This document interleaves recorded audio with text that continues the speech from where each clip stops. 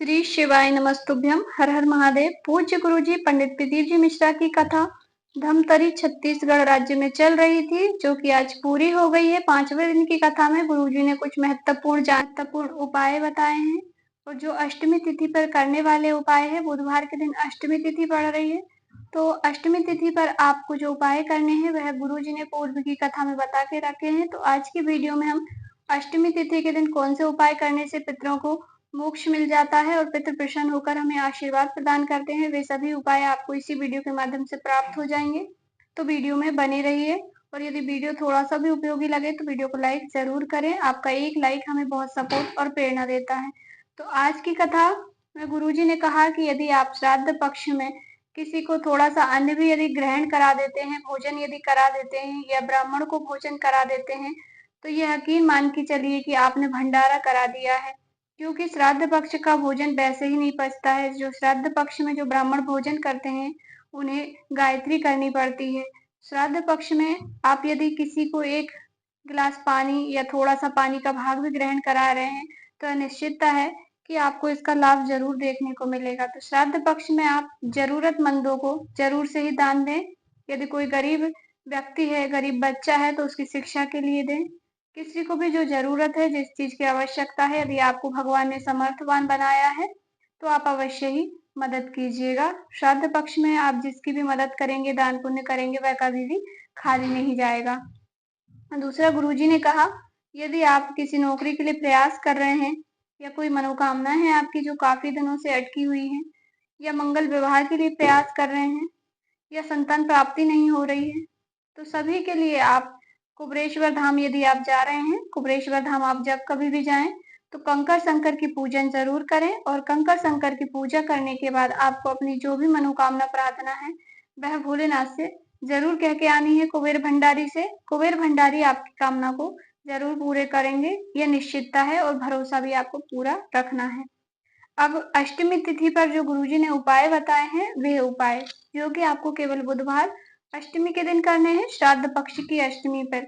जैसे अष्टमी तिथि पर हम कोई श्राद्ध नहीं कर पाते, किसी का कोई पिंडदान नहीं कर पाते, गया जी नहीं जा सकते हैं, हम कोई कार्य नहीं कर सकते हैं पितरों के निमित्त में, और पितरों का आशीर्वाद प्राप्त हो हमें, ऐसी हमारी कामना है।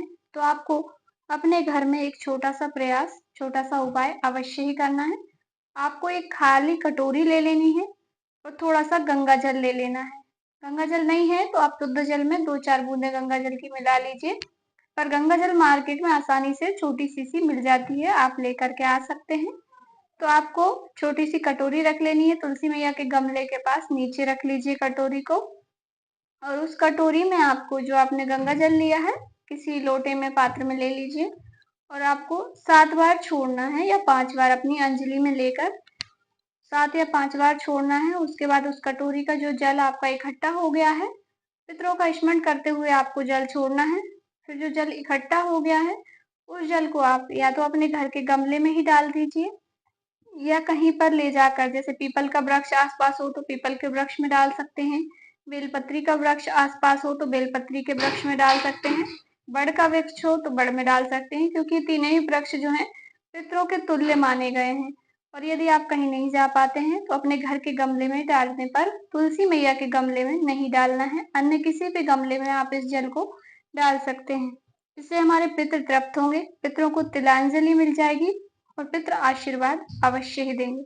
यह अष्टमी का उपाय है, जरूर से ही कीजिएगा। अगला उपाय, यह उपाय आप बचे हुए श्राद्ध के दिन में से कभी भी कर सकते हैं। यह पितरों के साथ साथ आपको देवताओं का भी आशीर्वाद प्राप्त होगा, और भोलेनाथ की कृपा से आपके घर परिवार पर हमेशा बनी रहेगी। घर में जो भी कामनाएं आप करके इस उपाय को कर रहे हैं, वह कामना आपकी जरूर पूर्ण होगी, पितरों का आशीर्वाद प्राप्त होगा, देवताओं का आशीर्वाद प्राप्त होगा। तो आपको इस उपाय को करने के लिए केवल 2 चावल के दाने लेने हैं, 1 लोटा शुद्ध जल लेना है, और लेकर जाना है शिवालय। शिवालय पहुंचकर सबसे पहले आपको 1 चावल का दाना माता अशोक सुंदरी के स्थान पे अर्पित करना है।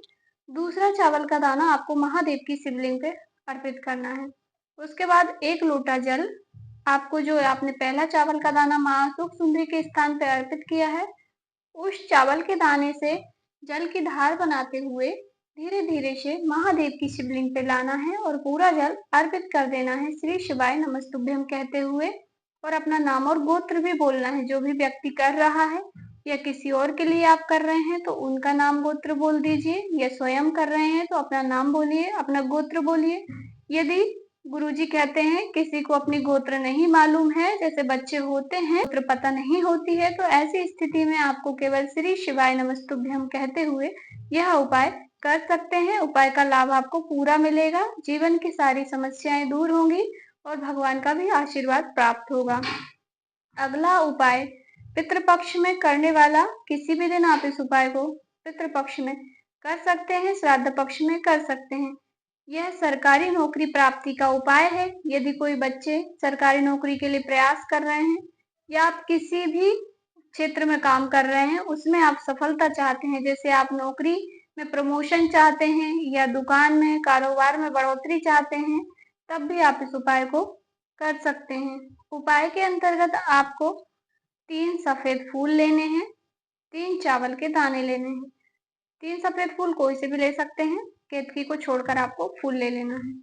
उसके बाद आपको 3 चावल के दाने और 3 फूल दोनों सामग्री को अपने घर के बाहर दरवाजे पर एक कटोरी में अर्पित करना है और रखने के बाद थोड़ा से 2-3 मिनट वहां पर रखे रहने दीजिए, या तुरंत भी आप उठा सकते हैं। फिर उठाकर उन्हें ले जाना है आपको महादेव के मंदिर शिवालय।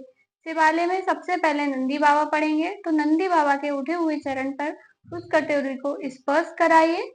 स्पर्श कराने के बाद जो सामग्री आपकी कटोरी में है, 3 चावल के दाने और 3 पुष्प, उसे माता अशोक सुंदरी के स्थान पर अर्पित कर देना है। उसके बाद अपनी नौकरी की कामना कर लीजिए, उन्नति की कामना कर लीजिए। आप यह उपाय जिस मनोकामना की पूर्ति के लिए कर रहे हैं वह कर लीजिए। इस उपाय से निश्चित ही आपको उन्नति मिलेगी, तरक्की मिलेगी। यदि नौकरी के लिए कर रहे थे तो नौकरी प्राप्ति होगी, यदि प्रमोशन के लिए कर रहे थे तो प्रमोशन होगा। पर भरोसा करके उपाय अवश्य ही कीजिएगा, केवल श्राद्ध पक्ष में ही करने वाले यह उपाय हैं।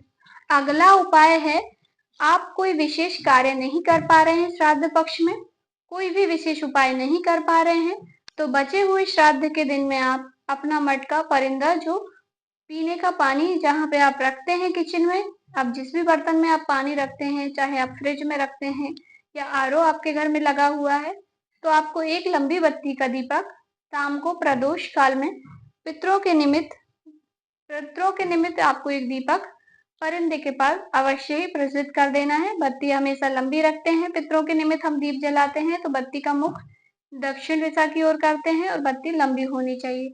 आज की जानकारी, आज की वीडियो से संबंधित आपके मन में कोई सवाल है तो जरूर पूछिएगा। कहीं कुछ समझ नहीं आए तो आपका अपना चैनल है, जानकारी थोड़ी सी भी उपयोगी लगी हो तो वीडियो को लाइक जरूर करें। चैनल पर नए हैं तो सब्सक्राइब जरूर करें। कमेंट में भोलेनाथ का जयकारा जरूर से ही लगाएं। हर हर महादेव, श्री शिवाय नमस्तुभ्यम।